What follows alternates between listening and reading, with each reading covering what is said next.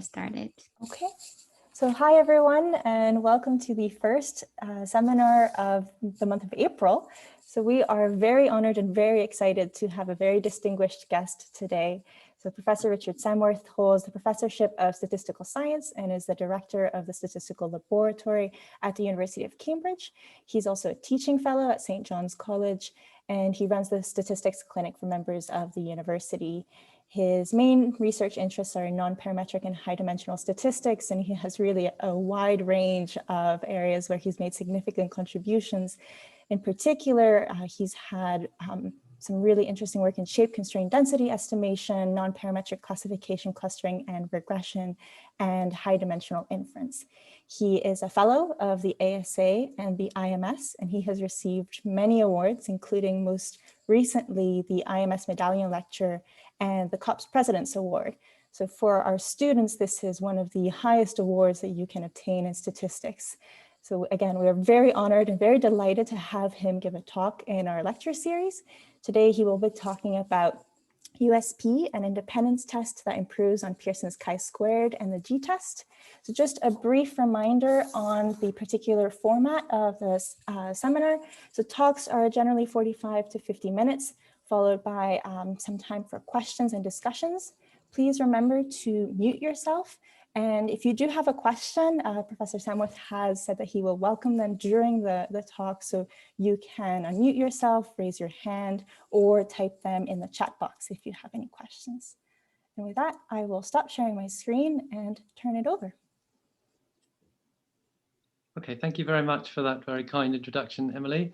Really, it's my pleasure to give this talk. I have very fond memories of the seminar I did give it in NC State back in 2010, and I'm very sorry that I'm not able to be there in person, and hopefully before long I can come again. Okay, so I'm going to be speaking about some joint work with two fantastic collaborators. One is Tom Berrett, who was my PhD student and postdoc, and is now a lecturer at the University of Warwick. And the other is Yannis Kontigiannis, who arrived in Cambridge a few years ago, but last year moved from the engineering department where he was based to the stats lab. So the good news about this talk is that certainly at least the first 3/4 of it, 4/5 of it, is going to be really, really easy. So I think really everyone should be perfectly fine with understanding it. I'm not going to talk about too many difficult things to start with. I think this is about the one thing I think I've done in my career that you can sort of teach to undergraduates, and that's really what I hope will emerge, that maybe this will be a topic that you will want to teach to your undergraduates at NC State. Okay, so I want to revisit a very classical problem of discrete independence testing. So we're going to suppose that we see independent copies of a pair X and Y, each of which are categorical variables. So capital X takes values little x1 up to little xi with probabilities q1 up to qi, and Y takes values little y1 up to the yj with probability r1 up to rj. So if I see n copies of these pairs, then I can summarize my data in a contingency table with I rows and j columns. And the sort of data set we might see would be something like this. So this is what I'll call the marital status data. We've got an X variable which takes 4 different values. It's your marital status, and then the Y variable tells you which column you're in, and that's your education level. And you might be interested in whether or not X and Y are independent. So the most standard way to carry out this sort of test would be to use Pearson's chi-squared test. So let's write Pij for the joint probability that I fall into the ij cell of the table. That is that capital X is little xi, capital Y is little yj.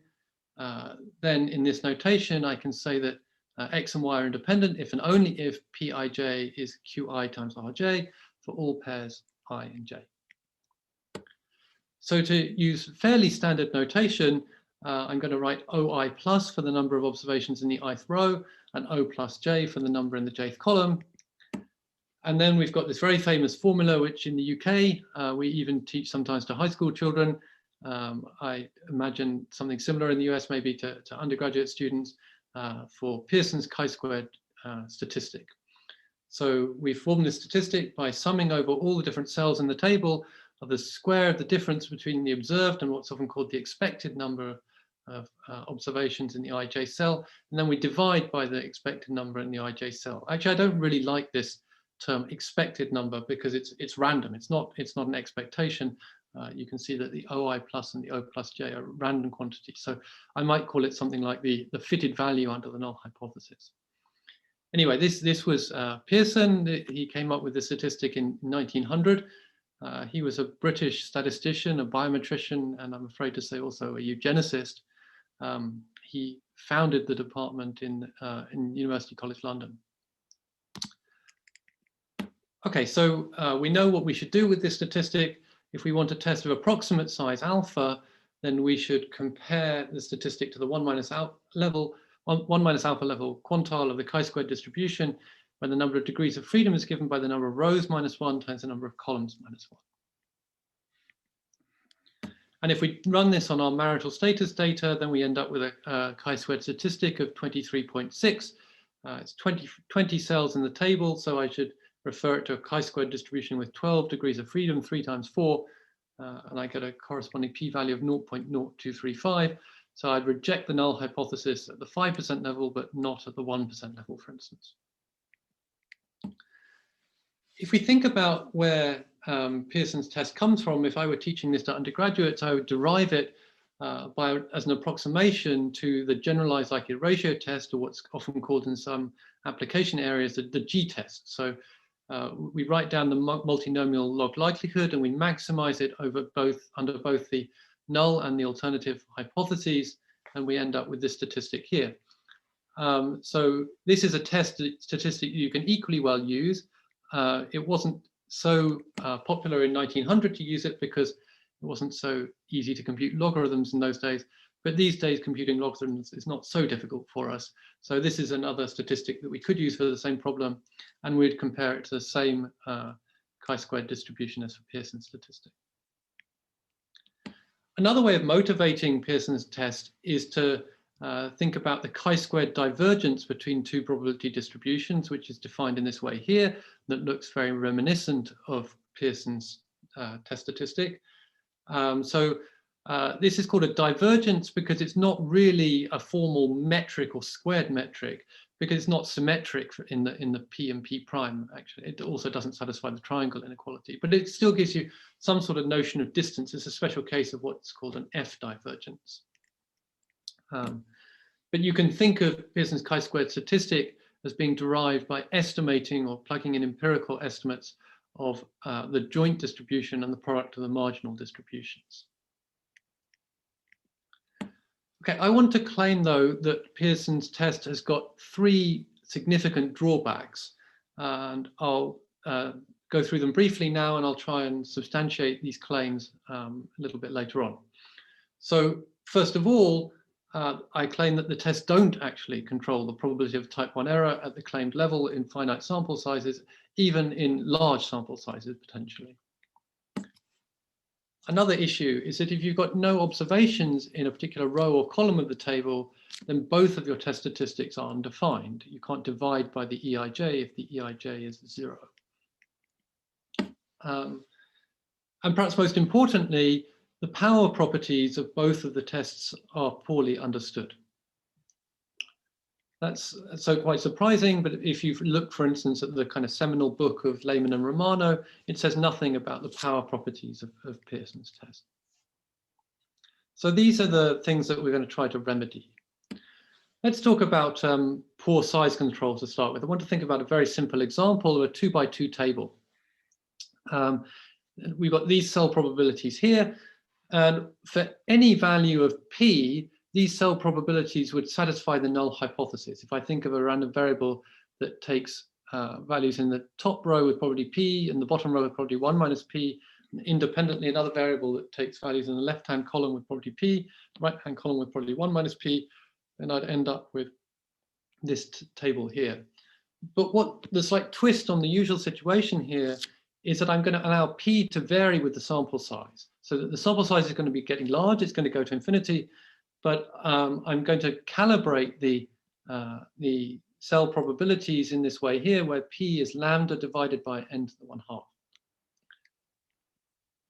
And then it turns out the asymptotic distribution of Pearson statistic you can show is a rescaled, centered and rescaled version of a Poisson distribution with parameter lambda squared. So you take off its mean lambda squared, you square it, and you divide by lambda squared. And that's not the same as the chi-squared 1 distribution, which is what the asymptotic distribution should be if the P were fixed as n is going to infinity. So what you find is that you can actually get really quite funky type 1 error probability plots in the way that the type 1 error probability varies with this parameter lambda. So on the left, we're looking for a test of size 5%. On the right, we're looking for a test of size 1%. And you can see that you can get lucky or unlucky in terms of the type 1 error probability. The discreteness of the Poisson distribution means that you're oscillating quite wildly. And for instance, when you're looking for a test of size 1%, you can actually end up with a test that's got more than 10 times that type 1 error probability, even in arbitrarily large sample sizes. So this is a very simple example, only a 2x2 example. I could construct much more severe examples in larger tables, but already you can see that the size control of these tests can potentially be very bad. Well, is this fixed by using the G test? And the answer is no. Interestingly, you end up with a different asymptotic distribution in this case. It's a little bit more complicated, and I've written it here, again, derived from a Poisson distribution.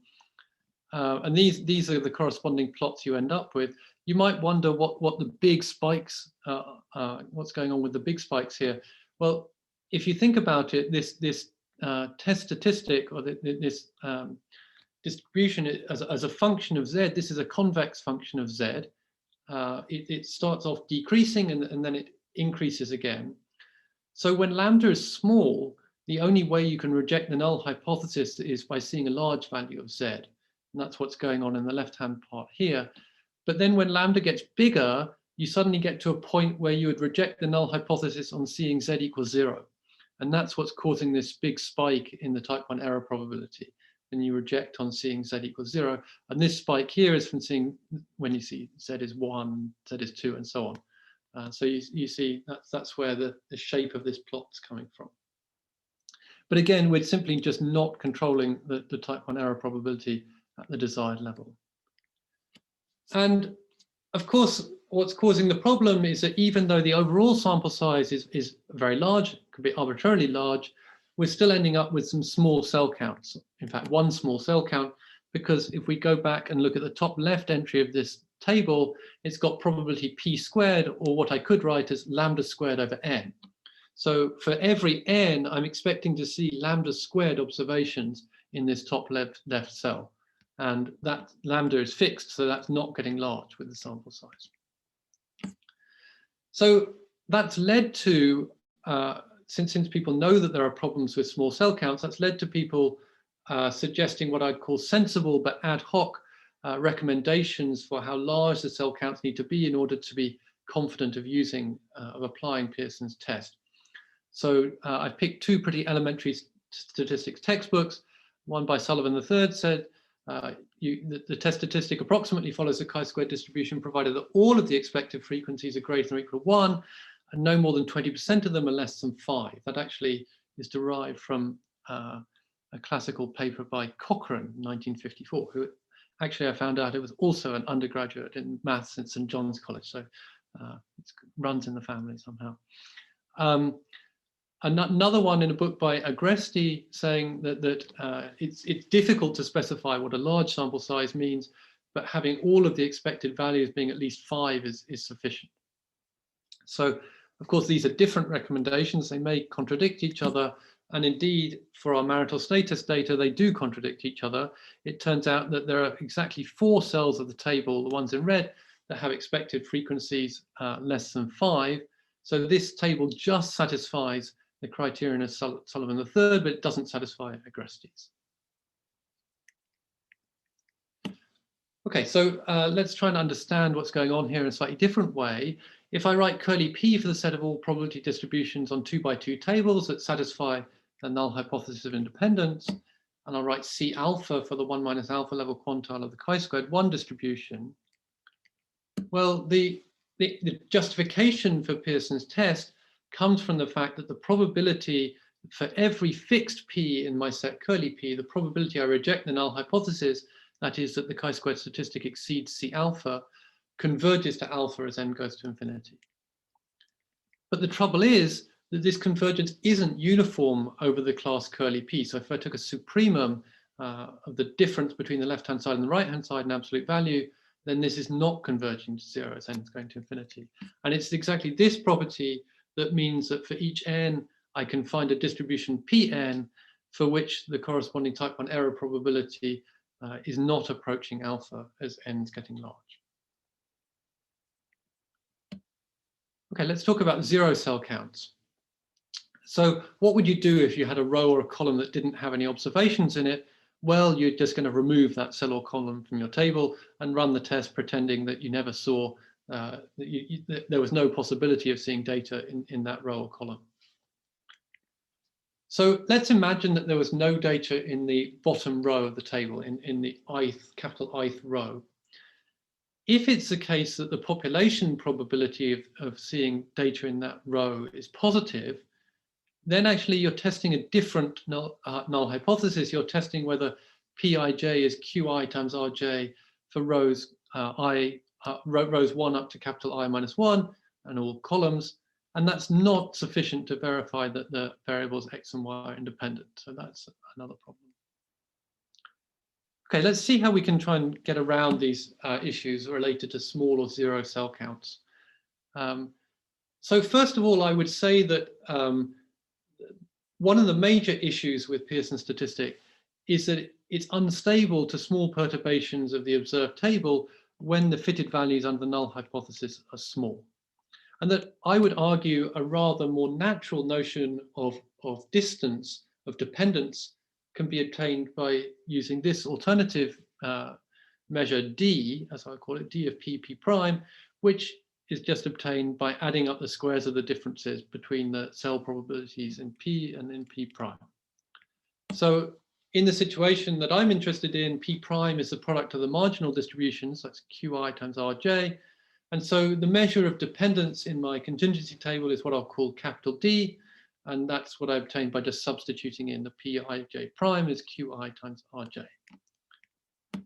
And what you'll notice with this more general, or the general definition of the distance measure here, this is 0 if and only if the null hypothesis of independence is satisfied. But moreover, this is now symmetric in its arguments.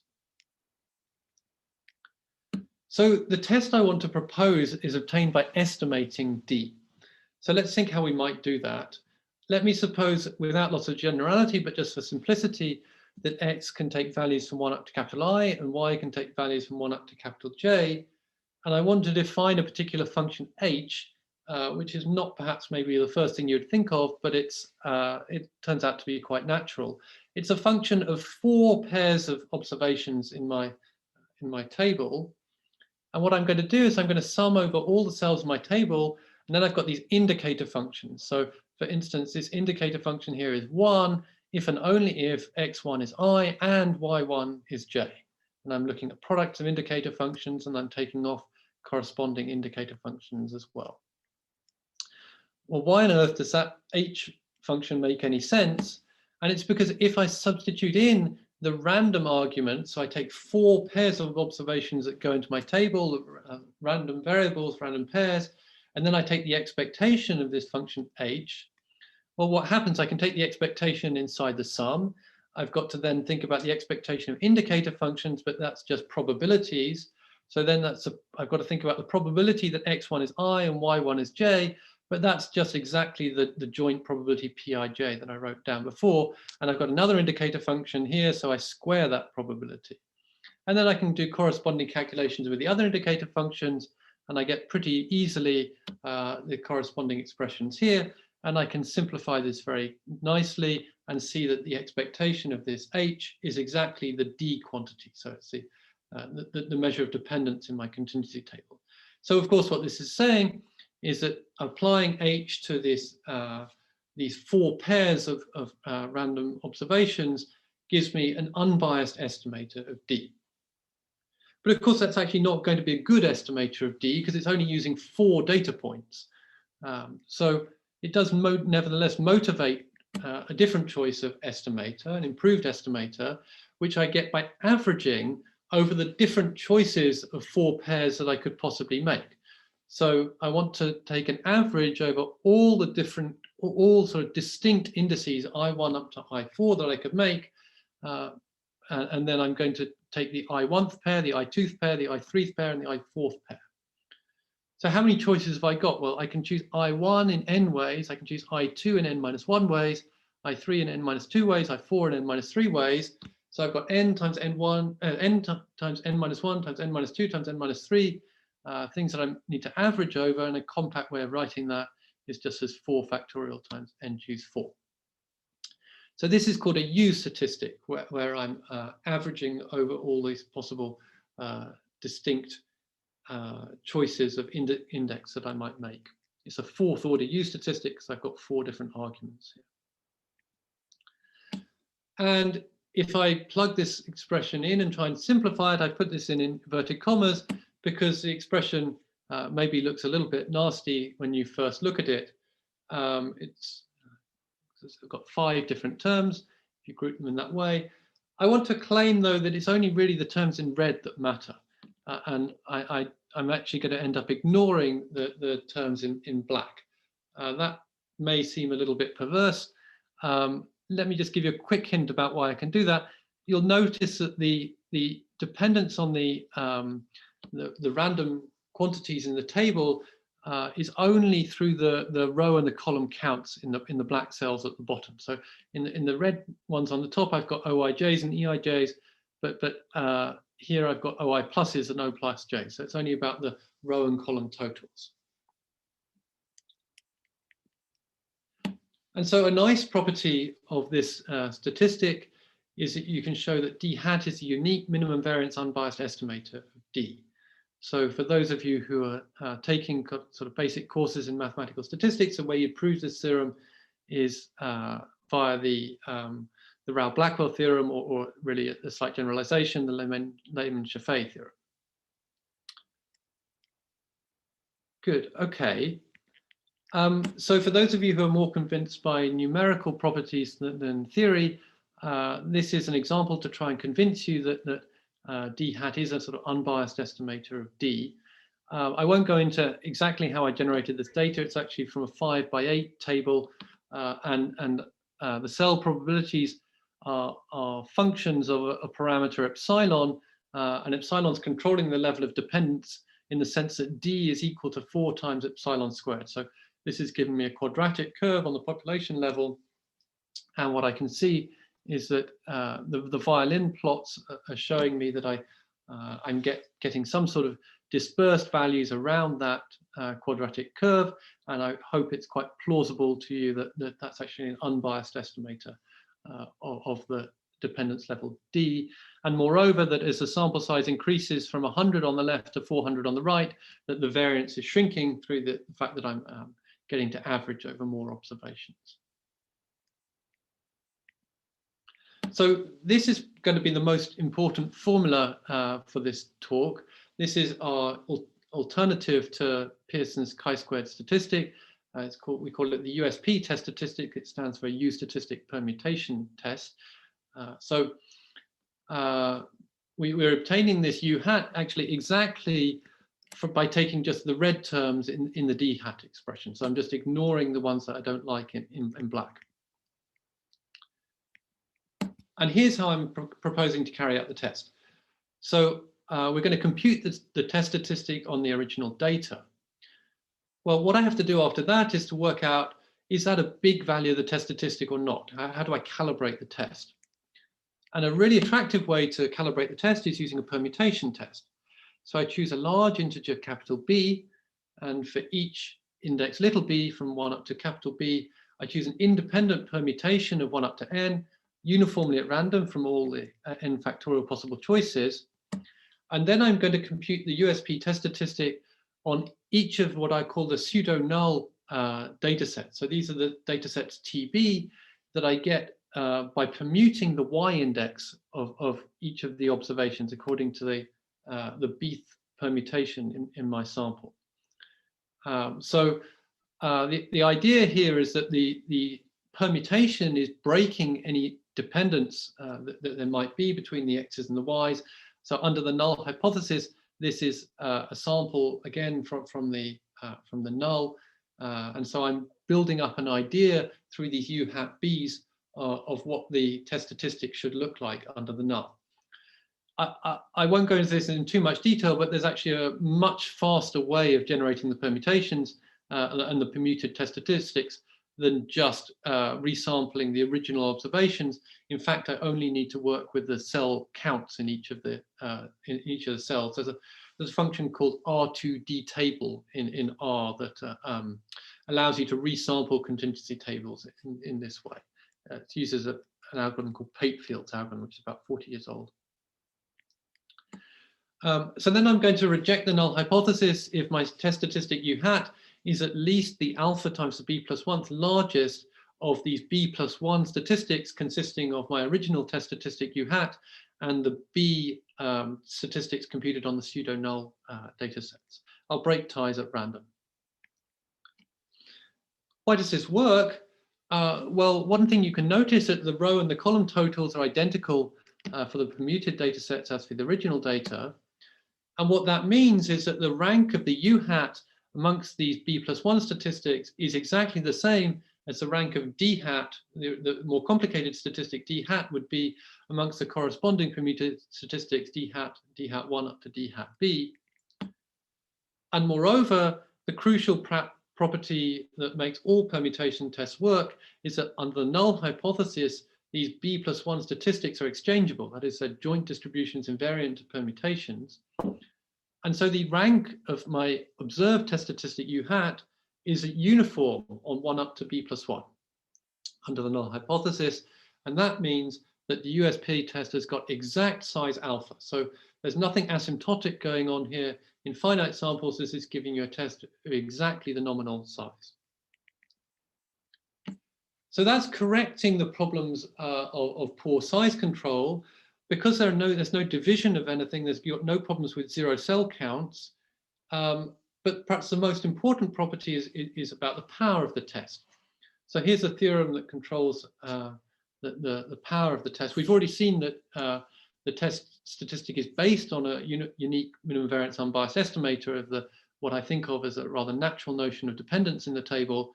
But this is actually more directly saying something about the power of the test. So if you give me an arbitrarily small epsilon, I can find a large constant C depending only on epsilon, such that for any joint distribution P, which has got enough dependence in the table that the measure D is at least C over N, then I can make the sum of the two error probabilities for the USP test smaller than epsilon. Okay, so in that sense, we could say that the separation rate of the USP test is 1 over n, or order 1 over n. And here's the complementary theorem that says you can't do better.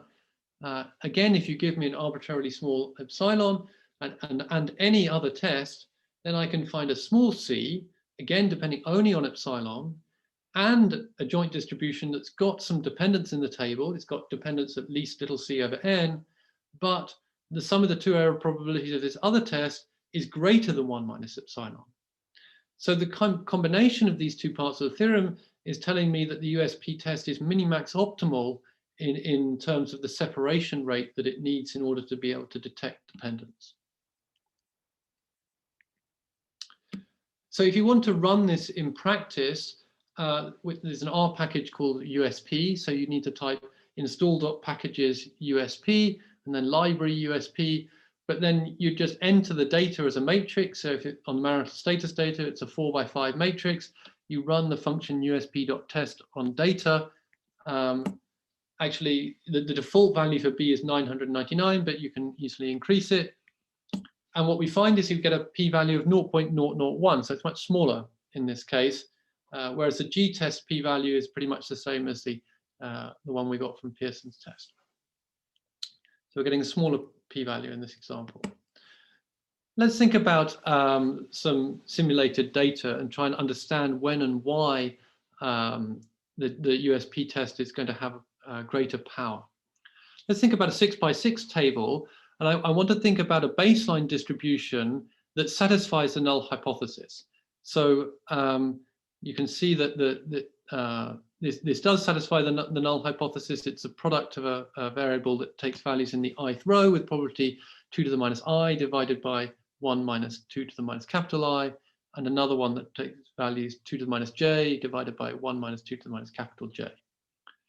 In other words, every time I take a step to the right or down in this table, I'm halving the cell probability. So the high cell probability in the top left here. And then I want to construct a perturbed version of this table to give myself some dependence and see how well I can detect it.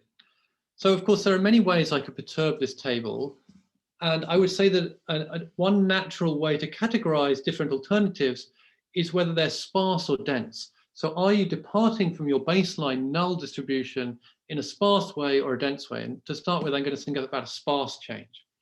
So what's sparse here is that I'm only altering the baseline distribution in the top four left cells, the four top left cells of the table. So we add epsilon if we're in the top left cell or in the 2,2 cell, and we're going to subtract epsilon if we're in the 1,2 cell or the 2,1 cell. So of course you can't be one sparse here. You can't just add cell probability in one of the cells because they've still got to add up to 1. So 4 is the minimal number of cell entries that you can perturb here.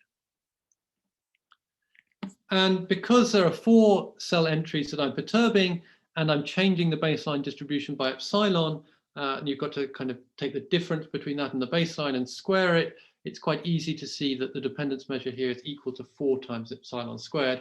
So if you remember the violin plot from earlier, I actually generated it from exactly this table, actually, but with I is 5 and j is 8. So this is just a square version of that table.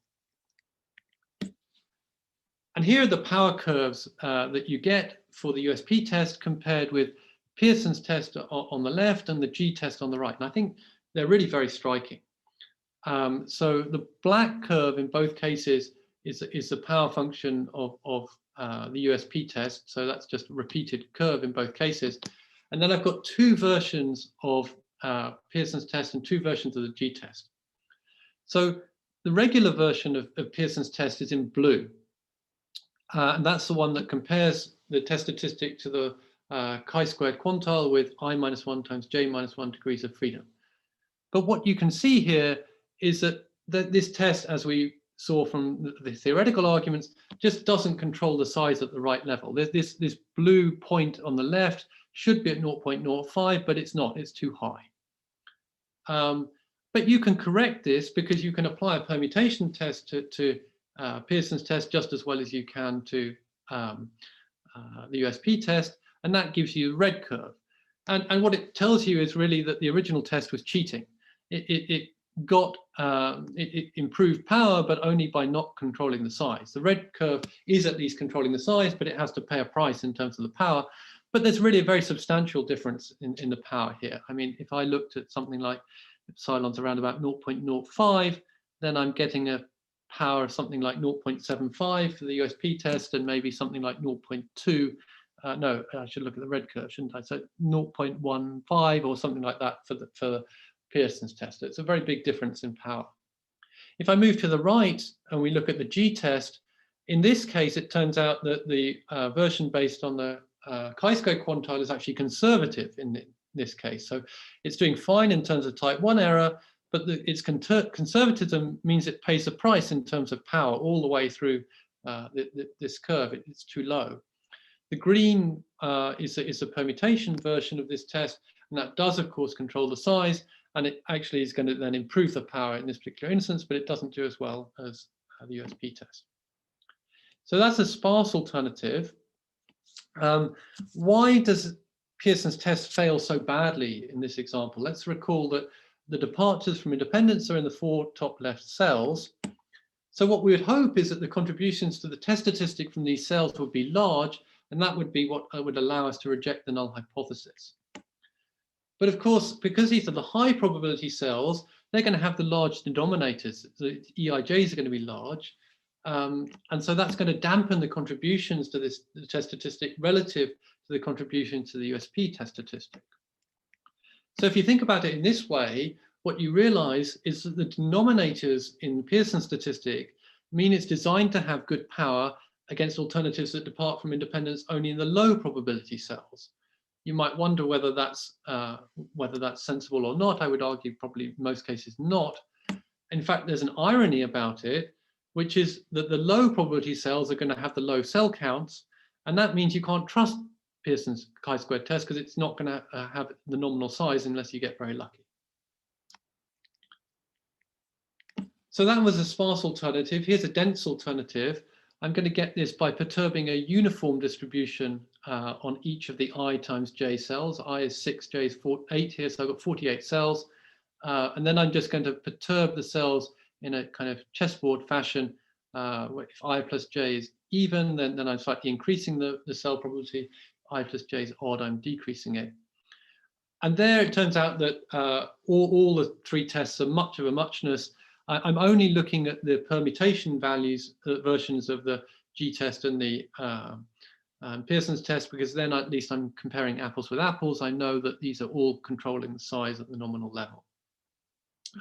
Maybe you could say that the G-test is slightly doing better in this case, and maybe the USP test is next, and then the Pearson's test, but not big differences. And one final example then is a case where we've got a dense change, but the change is proportional, the departure is proportional to the original cell probability in the baseline distribution. And again, we're seeing that the USP test is rather outperforming the other two tests in this particular example. Okay, so that's the end of the first part of the talk. I think I'm just about doing okay for time, and I'm going to try to move on now. It's going to be a bit of a shift of gears towards something rather more abstract, where I want to see this discrete independence testing new test as a special case of a much more general theory of independence testing that could apply to continuous data or even functional data. Okay, so here's our general framework. And already in the first sentence, you can get a sense of the level of abstraction is increasing because we've got now two separable sigma finite measure spaces. So the set of square integral functions with respect to the baseline measures mu x and mu y are then separable Hilbert spaces, and that means that I can find countable orthonormal bases for them. And if I write mu for the product measure, then the set of square integral densities with respect to this product measure is also a separable Hilbert space, and it's got a countable orthonormal basis where the ijth function in this basis is obtained by taking the product of the marginal density functions. Okay, so let's let curly f denote the set of all densities that are square integrable with respect to mu. Then I can find corresponding marginal densities, fx and fy, in the obvious way by integrating out the other variable. And I'm only going to consider densities for which the joint density and the product of the marginal densities are square integrable, which is actually no restriction if our base measures are finite measures. So the basic building block of our theory is going to be around Hilbert space projections. So if you give me a density in f star, and then I can compute coefficients, I get one for each basis function by projecting my joint density onto the ijth basis function and integrating with respect to the joint density. And I've got corresponding coefficients in terms of the marginal density projected onto the ith and jth marginal basis functions and integrated. And then we know from usual Hilbert space theory that we can recover the joint and marginal densities by adding up the contributions of each coefficient, multiplying the corresponding basis function. So this allows us to define a rather general dependence measure, which I can get by integrating the difference, the square of the difference between the joint density and the product of the marginal densities. And a really nice feature about this particular choice of dependence measure is that we've got Parseval's theorem in this Hilbert space, which means that I can write this alternatively as a sum of the squares of the differences between the joint coefficient, the ijth coefficient, and the ith marginal coefficient and the jth marginal coefficient in the y variable. So it turns out that in infinite dimensional problems, so cases where the bases that I need are infinite, there's a hardness result that says that the problem hasn't got enough structure in at the moment. So let me try and describe that quite quickly, I think. If I've got data of this form, I want to test the null hypothesis. About 10 more minutes, sorry. How many minutes, sorry? About 10 more. Yeah. Okay, I think that'll be fine. Thanks. So an independence test is a measurable function that takes my data of x's and y's. I've got n of those data points and returns a value of 0, 1 in the interval. So if it is non-randomized, then this would take set values in the discrete set 0, 1. Randomized means I just reject with a certain probability on seeing the data. So capital size all those tests. So the theorem says that if the number of basis functions I have is infinite and I've got probability measures for my base measures, let me suppose also that I've got that the constant function 1 is in my bases for each of the x and the y variables. And let's suppose I've got a test which controls the size for that particular base distribution. Then it turns out that if you give me any epsilon and a sufficiently small dependence level delta, I can find an alternative that has that dependence level rho squared, for which the test is essentially powerless. The probability I reject the null is no greater than alpha plus epsilon. So that might seem rather abstract, but what it's really telling you is that in infinite dimensional problems with probability measures as base measures, no valid test of independence has got uniformly non-trivial power against alternatives where I'm only separated, the only separation I have is in terms of this measure D, and I'm kind of just giving myself a certain dependence level, at least rho squared. If that rho is small enough, I've got no chance to have a uniformly non-trivial power. So what that suggests is I need more structure, and I can obtain that structure through a Sobolev smoothness condition. So this is, I choose an array of coefficients theta, and then I'm going to control the way that the differences, the aij, the coefficients behave. So what's quite nice about this measure here is that I'm only controlling the smoothness of the difference between the joint density and the product of the marginals. I don't need smoothness of the individual quantities themselves. And so what that means is that the class of alternatives I'm going to restrict my attention to is ones that have got at least a certain level of dependence. And I'm really interested in how much dependence I need to be able to detect the departure from the null, but for which I've got control of the smoothness in the sense that this Sobolev measure is not too large, and for which I've got bounded densities. So I'm going to look for a minimax separation rate result. And that means I'm going to be looking to control the size of my test, first of all. So I'll write capital psi alpha for the set of all size alpha tests. These are not making any smoothness assumptions under the null. And then the minimax risk is going to be the type 1 error probability alpha plus what this guy is a type 2 error probability of a test psi.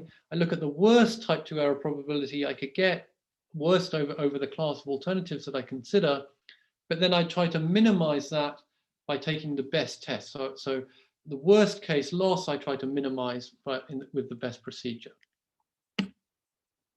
And so what I'm really interested in is what I call the minimax separation radius, which is the smallest level of rho, the smallest dependence I need in order to make this minimax risk smaller than alpha plus beta. Okay, so this slide should hopefully make clear how the test statistic, the USP test statistic in the discrete case relates to the general theory. Again, I'm going to define a fourth order U-statistic kernel in this way here. one slight difference here is or generalization is that I'm going to allow myself the possibility to truncate my my index set. So I don't necessarily choose all of the basis functions in curly I cross curly j. In the discrete case where I only had finitely many basis functions, I don't want to truncate. But in general, when I've got infinitely many basis functions, I will need to truncate. But the form of the kernel is very similar to what we saw before. In fact, it's just a more general version. And then both the USP test statistic and the critical value are obtained in exactly the same way as before. And so the general theorem here controls, gives us an upper bound on the minimax separation rate that I need. And this is obtained using the USP test. So here I've got a worst case of 3 terms, and I'll say a little bit more about each of these terms in a minute, but then I take the best truncation set that I can. So that's giving me this upper bound. The way to think about this is that I need the dependence level in order to detect dependence. I need the dependence level to dominate the sum of the bias of my test statistic and its standard deviation under the null. So with the discrete case, there was no bias in my test statistic because I wasn't doing any truncation. But in general, the truncation is going to introduce a bias, and it's this first term here that's representing that bias because I'm just ignoring some of the signal here. And the second term is giving me a bound on the variance of my U-statistic. And the third term is just a parametric rate, and there's not much I can do about that. Can't beat that. Okay, so to specialize this a little bit, I want to try and say something about how I should choose this truncation set curly M. Let's suppose that I've got my my thetas, my coefficients that index my Sobolev smoothness increasing in this way here, defined as function m0 of t. Then I can get an explicit bound on the minimax separation that I need in terms of this function m0 here. So to specialize to an even more concrete setting, let's suppose that I've got just absolutely continuous data. So I could do this for a functional data setting, but I'm going to do it for an absolutely continuous data setting where I've got variables that take values in the unit cubes, a dx dimensional unit cube and a dy dimensional unit cube, and my baseline measures are just Lebesgue, corresponding Lebesgue measures. So then the natural orthonormal bases to choose in this example would be the Fourier basis. So this is one way of expressing the Fourier basis functions indexed by parameters a and m. So you may be more familiar with the Fourier basis functions written in terms of sines and cosines, but of course you can write them also in terms of these complex exponentials. So if I choose those for my basis functions, and I also choose this particular way of measuring smoothness where the Sobolev coefficients are growing in this way here, where so for some parameters Sx and Sy that are sort of controlling the smoothness level, what I can obtain from this very general upper bound that we had in the previous theorem is this form of rate for the separation rate that you need. So there's something like an effective sample size, which depends on the R through the power R to the D over 2S divided by N. S here is like the harmonic average of the Sx and the Sy. And then you're raising that to a power, this power should look quite familiar to those of you who have worked on non-parametric function estimation, for instance. This is sort of twice the smoothness divided by 4 times the smoothness plus D. And what we can also show through a corresponding matching lower bound is that this is actually the optimal rate of convergence in not just in the N, but also in this effective sample size measure, the R to the D over 2S divided by N, whenever that quantity is decreasing at a polynomial rate. Okay, so let me wrap up then and say that when you're doing independence testing with categorical data, I would argue that both Pearson's test and the G-test have got pretty serious drawbacks. And the USP test corrects these in the sense that it has exact size, It's got no issues with either small or zero cell counts, and you can detect distributions that violate the independence in only a minimal way. It's attaining the minimax optimal separation rate. And moreover, this framework extends to an independence testing with absolute continuous data or even functional data. So the two tests, the two papers on which this work is based. So the first part of the talk was based on this paper here, which I think it should be a really quite accessible paper for anyone to read. That's available in the archive. And then the last part of the talk, which we actually did first, the more general theory, is based on a paper that's going to appear in the Annals soon. With that, I will thank you very much for your attention, and I'm very happy to take any questions. So thank you very much. And yeah, if there's any questions. If not, I can get us started. I have a few questions. So I feel like there's been renewed interest recently, in particular in these correlation coefficients. So I don't know if you're familiar with this 2020 JASA paper by Chatterjee, where he just derives this one-sided correlation coefficient. A little bit familiar. He's done some work. So this is Saurav Chatterjee. He's done some work with Mona Azadkia as well, I think. Yes. Yeah, and so I think some of that's for conditional independence testing. Yeah, and I guess my question is, do you feel like there's a loss in kind of this one-sidedness in your USP, in particular in your USP test statistics? I'm thinking also of the callback-Leibler, where there's this one-sidedness, or do you think that that's kind of the better approach? I think in the independence testing case, that makes sense because I've got a measure of dependence at 0 if and only if I'm independent, and then it's quantifying the extent of the dependence, and it's a non-negative quantity. I wouldn't want to reject the null hypothesis for negative values of the D hat here. So I think in my setting, I think it does make sense to use like a one-sided statistic here.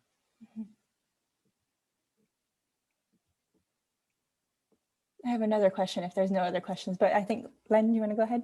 Yeah, Richard, I think you said you published the more theoretical paper first, and the one that applies it to the Pearson chi-squared is coming soon, right? Yeah, it's on the archive, yeah. Okay, what I'm curious is, how did you think about this research? Did you solve the contingency table problem first and then figure out how to sort of extend it in the most No, that would have been the kind of obvious thing to do, but it's not how we did it at all. we did the very general abstract theory, and then I looked at the kind of discrete case, and I thought, do you know what, this is something that people really, I mean, it was originally a kind of theoretical exercise to try to understand what were the optimal rates that you needed in independence testing. But then I realized that this USP test in the discrete case especially was just really useful and something. I think there's quite a big move now away from asymptotics and towards things that have finite sample guarantees.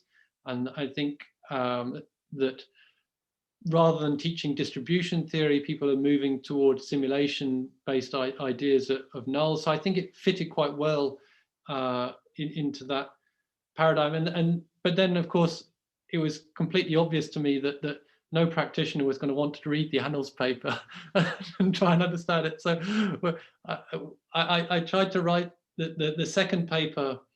I don't think I've been completely successful, and that's really why I haven't chosen to submit it yet. I feel like it's probably got too much statistics for a non-statistician and not enough statistics for a statistician. So I think I want to write an even simpler version of it if I can, and try and make it something that a lot of non-statisticians can use. But it would have been natural to have thought about the important special case first and then generalized, but it's just not how we did it. Okay. Can I ask a quick question? So very interesting talk. You mentioned in the second part of the talk that you can apply the independence test to functional data. Mm-hmm. Can I ask you, what do you mean by a density for functional data? Yeah, so you just need to sort of expand, you need to be able to expand things in an appropriate basis. We've got an example in the paper. I can maybe point you to it. It's a little bit hairy to describe now, but yeah, it's not so related to kind of. I know Peter Hall did this stuff on trying to define a notion of density and small ball probabilities and things like this. But it's not so closely related to that. Okay, all right. I'll follow up. Yeah, later on that paper. Richard, this is Dennis Booth. I'm looking at your first table in the paper with middle school, high school, bachelor's, that sort of thing, and at least those are ordered categorical, and so one would never use Pearson's chi-square on that. So I'm just a little bit confused why you would even bring that into the, when you have one of the, if we have at least one of the variables is you're quite right. You might well not. You could. Yeah, there's nothing to say you can't use it, right? Well, I would say that you're killing a dead horse there. So I mean, at minimum, you could assign scores or just. I have to say, I don't find the kind of more ordinal versions of Pearson's test to be very satisfactory either, if I'm totally honest. Well, you could just use Kruskal-Wallis, for example, here. Yeah. I mean, it's just a an obvious application that's open, that you don't have to make any philosophical justifications for. I just wondered if you tried to see how the power of that compares. No, actually, I haven't, if I'm honest. No. Anyway. I have another question. So this framework applies to test the independence between two marginal distributions. Is it feasible to extend to like conditional independence test? Conditional independence testing is a much more challenging problem in many ways. In fact, it's a fundamentally hard problem. So there's a very nice recent result by my colleague Rajan Shah and Jonas Peters that says that that no valid test of conditional independence can have power greater than its size whenever you have a joint density for the observations, sort of X, Y, and Z. So you need further assumptions in order to be able to make any progress there. I would say it's really quite a different problem in many ways. Okay, thank you. Are there any other questions? If not, I think we'll thank our speaker again for really an excellent talk, and we'll leave it there. Thank you very much. Thank you. Yeah. Thanks, Richard. Pleasure. All right. That's it then. Thank you.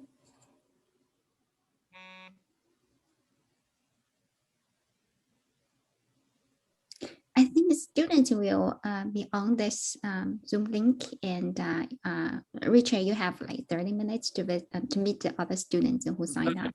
Mm-hmm. And there's no faculty at that meeting, right? True. No faculties. Yeah. Okay. Yeah. Thank you for coming.